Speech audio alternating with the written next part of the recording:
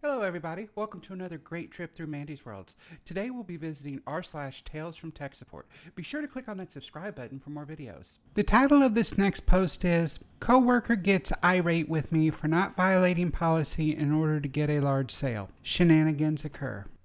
A coworker was contacted by a new employee at Big Customer. This new employee claimed to be a new purchasing agent for Big Customer and needed an account that had access to our pricing. Not normally a big deal, but this level of access is usually approved by either my supervisor or the VP of Sales. This was a problem because both my supervisor and the VP of Sales were out that day at a conference and were not taking calls.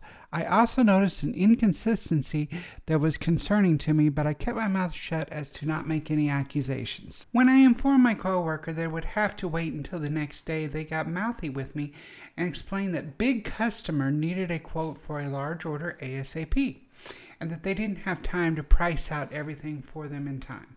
My coworker would likely have gotten a decent commission check, so they were understandably upset. Giving the new employee access to Big Customer's account would solve this issue. I asked why a new purchasing employee needed immediate access to what is considered restricted info, and why the employee's supervisor did not use their own account access to create an account for the new employee themselves. I was then called lazy, incompetent, a moron, and I was told that I was going to cost the company a crap ton in sales while alienating one of our biggest customers. I refused to back down, and even when other managers were brought in and told me to just do it. The next business day, I'm called into a meeting. My coworker had complained to the VP of Sales and wanted me burned at the stake. VP was not happy with me, but asked me to explain the situation. I was then told that I should have just given them access and that loose policy should not get in the way of a potential big sale. Rather than argue about the many times I was told to always follow policy, I walked him through the inconsistency that I noticed. Every purchaser at Big Customer used what I suspect was an email alias, which was something like first.lastname.department@bigcustomer.com. But the new employee did not have a department listed in their email alias.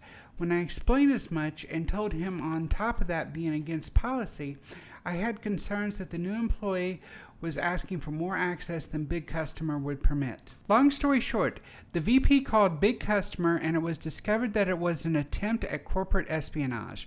The new employee was nothing more than a newly hired warehouse worker with family at one of our competitors.